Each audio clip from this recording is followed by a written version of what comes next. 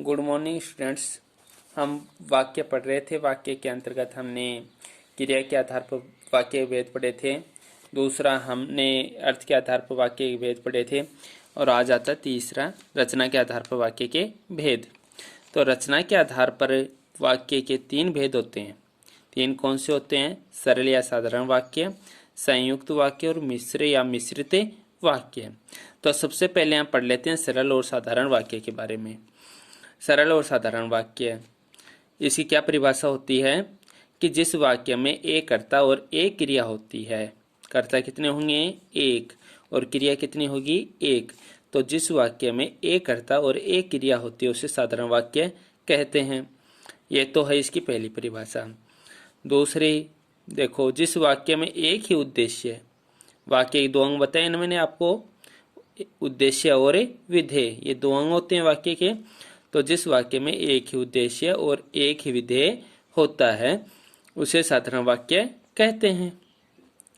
इन दोनों परिभाषा में से आपको जो भी सरल लगे, दोनों याद करते हो तो बहुत ही अच्छी बात है, और दोनों में से जो सरल लगे वो याद कर लेना। दोनों ही सही हैं कि जिस वाक्य में एक कर्ता और एक क्रिया होगी उसे साधारण वाक्य कहेंगे, या जिस वाक्य में एक उद्देश्य और एक विधेय होगा उसे साधारण वाक्य कहेंगे। देखो उदाहरण में देखो, गीता खाना बना रही है।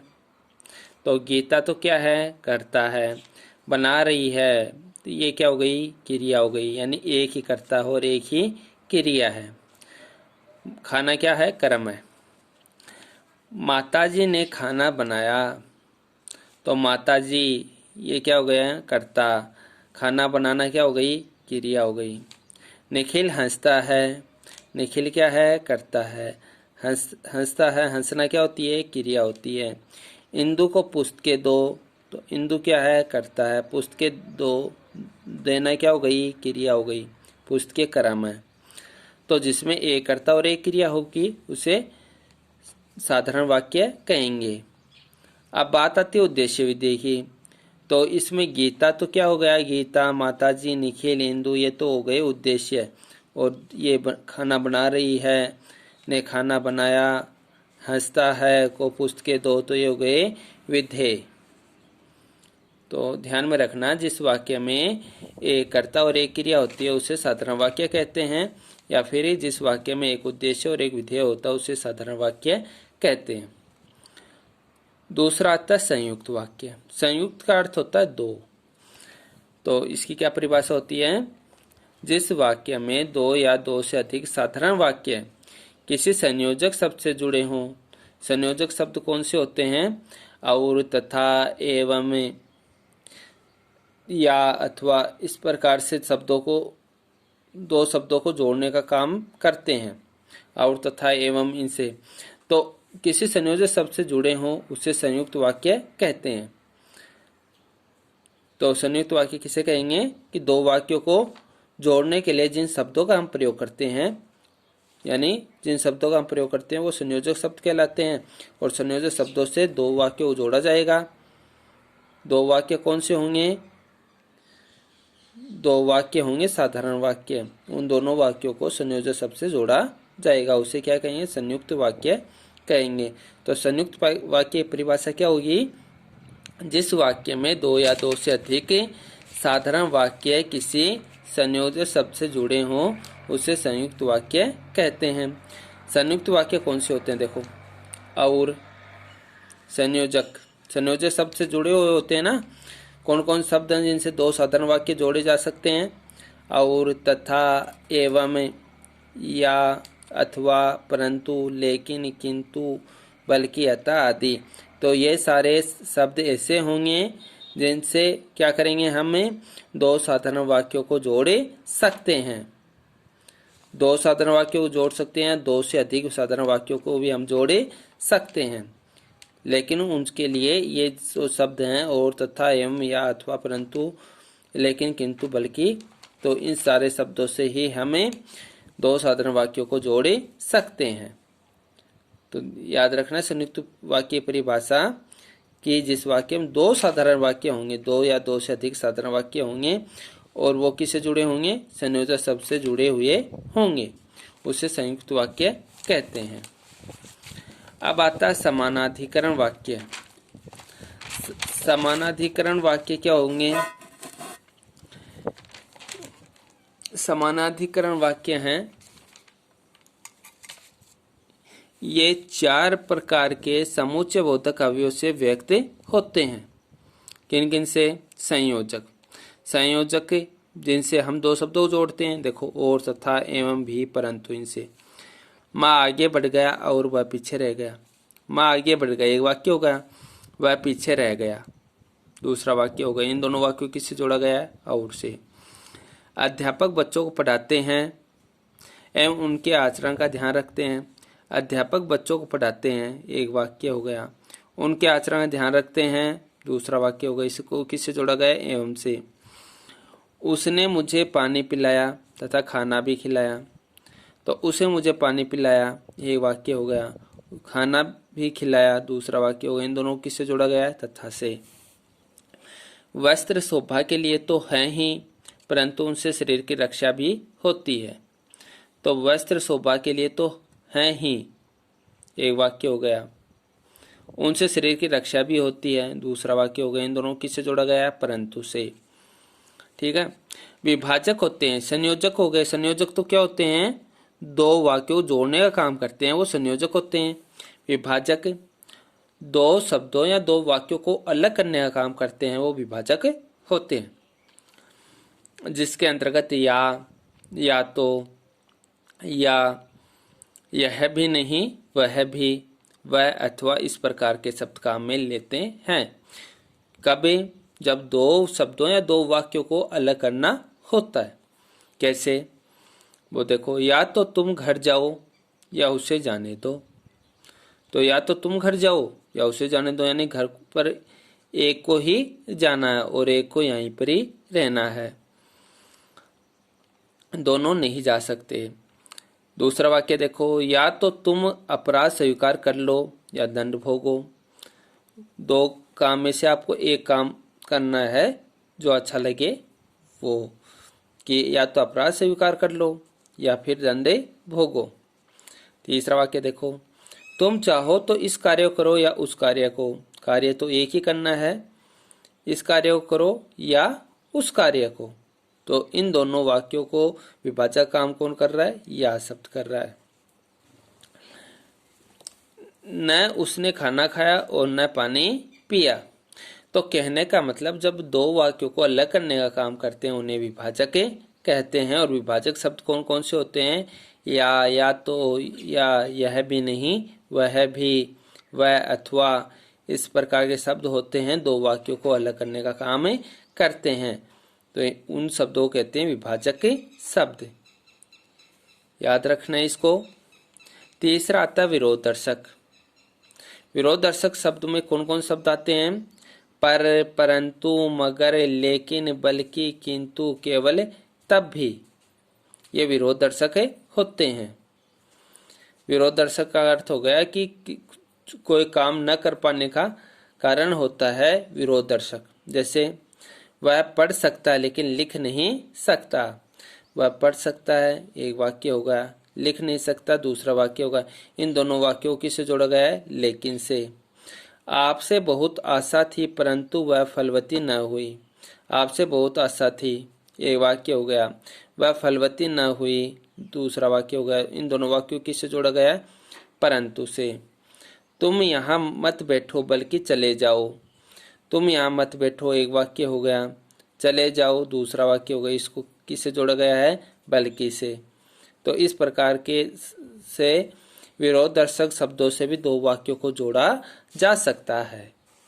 तो ये आपको ध्यान रखने हैं कि किस प्रकार से कौन कौन से ऐसे शब्द होंगे जिनसे 2 वाक्यों को जोड़ा जा सकता है। अब देखो, परिणाम दर्शक या कारण सूचक शब्द। तो परिणाम दर्शक या कारण सूचक शब्द में आते हैं अतः, इसलिए, सो, अतएव, इस कारण। इस प्रकार के शब्द आते हैं जिससे हमें कारण का पता लगा सकते हैं या परिणाम का पता लगा सकते हैं। जैसे वह बीमार है इसलिए विद्यालय नहीं आ सकता। वह विद्यालय क्यों नहीं आ सकता? वह बीमार है। तो कारण का पता लगा लिया, तो ये हो गया कारण सूचक शब्द। तो इसमें आ गए इसलिए। इसलिए शब्द है ये दो शब्दों को जोड़ रहा है, वह भी मार है। एक वाक्य तो ये हो गया, विद्यालय नहीं आ सकता, दूसरा वाक्य ये हो गया। तो इन दोनों वाक्यों किससे जोड़ा गया है? इसलिए से। मुझे उसे यहाँ लाना था, इस कारण मैं वहां रुक गया। तो मुझे उसे यहाँ लाना था एक वाक्य हो गया, मैं वहां रुक गया दूसरा वाक्य हो गया। इन दोनों वाक्यों किससे जोड़ा गया है? इस कारण। कारण बताया गया है कि मैं वहां क्यों रुक गया, कि मुझे उसे यहाँ लाना था। तो इस प्रकार के से भी परिणाम दर्शक शब्द होंगे। अतः, इसलिए, सो, एतव, इस कारण, इन शब्दों से भी दो साधारण वाक्यों को भी जोड़ा जा सकता है। अब तीसरा, हमने रचना के आधार पर वाक्य के दो भेद पढ़ लिए। कौन कौन से? सरल या साधारण वाक्य, दूसरा संयुक्त वाक्य। तीसरा आता है मिश्र या मिश्रित वाक्य। मिश्र वाक्य किसे कहते हैं, तो उसके बारे में पढ़ेंगे। जिस वाक्य समूह में एक प्रधान वाक्य हो और अन्य वाक्य उसके आश्रित हों, यानी एक वाक्य तो क्या होगा? प्रधान होगा, और अन्य वाक्य क्या होंगे? उसके आश्रित होंगे। उसे क्या, कौन सा वाक्य कहेंगे? मिश्रित वाक्य। जैसे वही मनुष्य है जो मनुष्य के लिए मरे, तो जो शब्द आने पर क्या हो गया? मनुष्य के लिए मरे। तो इनमें प्रधान कौन सा वाक्य है? वही मनुष्य, ये प्रधान वाक्य हो गया। वही मनुष्य है, ये प्रधान हो गया। जो मनुष्य के लिए मरे, ये क्या हो गया? आश्रित वाक्य हो गया। देखो, इस वाक्य में वही मनुष्य प्रधान उपवाक्य तथा जो मनुष्य के लिए मरे आश्रित उपवाक्य है। आश्रित उपवाक्य स्वयं पूर्ण नहीं होते। स्वयं पूर्ण क्यों नहीं होते? क्योंकि वे प्रधान उपवाक्य पर निर्भर रहते हैं। स्वयं पूर्ण क्यों नहीं रहते हैं? जैसे जो मनुष्य के लिए मरे, कौन मरे? वही मनुष्य है। तो ये आश्रित उपवाक्य है, ये क्या करेगा? प्रधान उपवाक्य पर निर्भर रहेगा। इसलिए आश्रित उपवाक्य है वो स्वयं पूर्ण नहीं होते। मुख्य वाक्य के साथ होने से उनके अर्थ में पूर्णता आ जाती है। यानी हम इसको हटा देते हैं, वही मनुष्य, यदि हम इसको हटा देते हैं और इतना लिख देते जो मनुष्य के लिए मरे, तो हम इसका तात्पर्य नहीं समझ पाते, क्योंकि ये वाक्य क्या हो गया? अपूर्ण हो गया। पूर्ण कब होगा? जब हम इसको समझेंगे, पूरे को लिखेंगे, वही मनुष्य जो मनुष्य के लिए मरे, तभी ये वाक्य क्या हो गया? पूर्ण हो गया। तो मुख्य वाक्य ये है, वही मनुष्य, ये तो हो गया मुख्य वाक्य। और इस वाक्य के साथ में जब आश्रित उपवाक्य होता है, तभी वो वाक्य क्या माना जाता है? पूर्ण माना जाता है, तभी उसमें पूर्णता आती है। देखो, सुशील ने कहा कि मैं गांव नहीं जाऊंगा। तो सुशील ने कहा, क्या कहा? कि मैं गांव नहीं जाऊंगा, कि मैं गांव नहीं जाऊंगा। तो इससे हम समझ नहीं पाएंगे, तो ये लिखना होगा सुशील ने कहा। अब सुशील ने कहा, ये क्या हो गया? प्रधान उपवाक्य। कि मैं गांव नहीं जाऊंगा, ये क्या हो गया? आश्रित उपवाक्य। जो परिश्रम करते हैं वे सफल होते हैं। जो परिश्रम करते हैं, इसमें देखो ये आश्रित उपवाक्य हो गया। जो परिश्रम करते हैं वे सफल होते हैं। कौन सफल होते हैं? जो परिश्रम करते हैं। तो ये हो गया आश्रित उपवाक्य, और वे सफल होते हैं हो गया प्रधान उपवाक्य। शाम को गाड़ी नहीं मिली क्योंकि वह समय पर नहीं गया। शाम को गाड़ी नहीं मिली, ये प्रधान उपवाक्य है।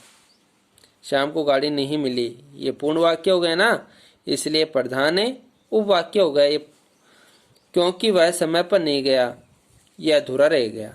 क्योंकि वह समय पर नहीं गया, ये पूरा कब होगा? जब इसको साथ में पढ़ेंगे। शाम को गाड़ी नहीं मिली क्योंकि वह समय पर नहीं गया। इसको जब हम पूरा पढ़ेंगे तब ये समझ, इसमें पूर्णता आ जाएगी। तो प्रधान उपवाक्य कौन सा है? शाम को गाड़ी नहीं मिली। और आश्रित उपवाक्य है क्योंकि वह समय पर नहीं गया। समझ गए होंगे आप।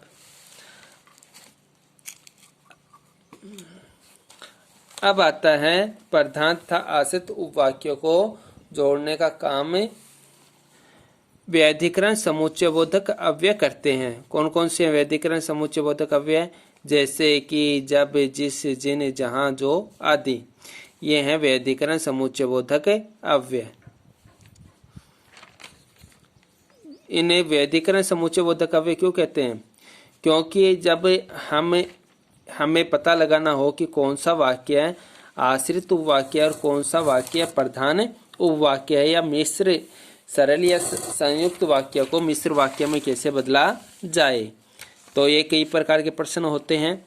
इनका आंसर इसी में होता है कि हमें ये जो शब्द हैं, जैसे कि जब, जिस, जिन, जहां, जो, इस प्रकार के जो शब्द आएंगे उनसे ही हम पता लगा सकते हैं कि ये किस प्रकार का वाक्य है। और जब हमें सरल या संयुक्त वाक्य को मिश्रित वाक्य में बदलने के लिए कहा जाए तो हम इन्हीं शब्दों से सरल और संयुक्त वाक्य को मिश्रित वाक्य में बदल सकते हैं। तो जैसे कि, जब, जिस, जिन, जहां, जो, इन्हीं सभी शब्दों को कहते हैं व्याधिकरण समुच्चयबोधक अव्यय। अब देखो मिश्रित वाक्य कैसे होंगे। मुझे मालूम है कि मोहन विद्यालय नहीं गया। मुझे मालूम है, ये तो प्रधान उपवाक्य हो गया। कि मोहन विद्यालय नहीं गया, तो ये क्या हो गया? आश्रित उपवाक्य हो गया। तो ये पूरा मिलाकर के ही जब एक वाक्य पूर्ण बन जाता तो ये कहलाता है मिश्रित वाक्य। जो परिश्रम करता है उसे सफलता मिलती है। जो परिश्रम करता है, जो शब्द आ गया, जो परिश्रम करता है, तो ये हो गया आश्रित उपवाक्य। उससे सफलता मिलती है, ये हो गया प्रधान उपवाक्य। उसे सफलता मिलती है, किसे मिलती है सफलता? जो परिश्रम करता है, तो उसे सफलता मिलती है प्रधान उपवाक्य। जो शब्द आ गया तो ये हो गया आश्रित उपवाक्य। और इस प्रकार के वाक्य को कौन सा वाक्य कहेंगे? मिश्रित वाक्य। जिसे आप ढूंढ रहे हैं वह मैं नहीं हूँ। वह मैं नहीं हूँ, कौन नहीं हूँ? जिसे आप ढूंढ रहे हैं। तो वह मैं नहीं हूँ, ये तो प्रधान उपवाक्य होगा। जिससे आप ढूंढ रहे हैं, जिससे शब्द आ गया, तो ये कौन सा वाक्य हो गया? मिश्रित वाक्य हो गया। जो ही वह पढ़ने बैठा बिजली चली गई। बिजली चली गई प्रधान वाक्य। जो शब्द आ गया, और जो शब्द आने पर ये कौन सा वाक्य हो गया? मिश्रित वाक्य। जो ही वह पढ़ने बैठा, ये मिश्रित में आश्रित उपवाक्य हो गया, और ये हो गया प्रधान उपवाक्य। जहां तुम रहते हो मैं भी वहीं रहता हूं। तो जहां तुम रहते हो, तो ये हो गया आश्रित उपवाक्य। मैं भी वहीं रहता हूं, ये हो गया प्रधान उपवाक्य। तो इस प्रकार से ये जब दोनों वाक्य प्रधान उपवाक्य और आश्रित उपवाक्य दोनों आपस में मिल जाते हैं तो ये कहलाता है मिश्रित वाक्य। आप चाहते हैं कि भारत तरक्की करे। आप चाहते हैं, ये तो हो गया प्रधान उपवाक्य है। कि भारत तरक्की करे, ये हो गया आश्रित उपवाक्य। और जब इन दोनों को मिला दिया जाए तो ये हो जाएगा मिश्रित वाक्य। प्रधानाचार्य ने बताया कि कल विद्यालय का अवकाश रहेगा। तो प्रधानाचार्य ने बताया, ये तो क्या हो गया? प्रधान उपवाक्य है। कि कल विद्यालय का अवकाश रहेगा, तो ये क्या हो गया? आश्रित उपवाक्य। और ये दोनों प्रधान उपवाक्य और आश्रित उपवाक्य दोनों मिलकर क्या बनाएंगे? मिश्रित वाक्य बनाएंगे। तो मिश्रित वाक्य में आप समझ गए होंगे कौन से वाक्य होंगे। एक तो प्रधान उपवाक्य होगा, दूसरा आश्रित उपवाक्य होगा, और उसी को कौन सा वाक्य कहेंगे? मिश्रित वाक्य कहेंगे। तो मिश्रित वाक्य किसे कहते हैं? तो इस बात को ध्यान रखना है कि मिश्रित वाक्य उस वाक्य को कहते हैं जिसमें एक वाक्य प्रधान होता है और अन्य वाक्य उसके आश्रित होते हैं, वो वाक्य कहलाता है मिश्रित वाक्य। अब मैं आपको ये भी बता देता हूँ, जो आश्रित वाक्य होते हैं वो उनमें पूर्णता होती ही नहीं है, वो पूर्ण होते ही नहीं है। वो कब पूर्ण होंगे?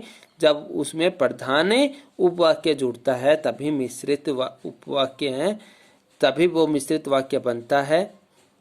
और ये आपको उदाहरण के माध्यम से समझाया, एक बार फिर से देख लो।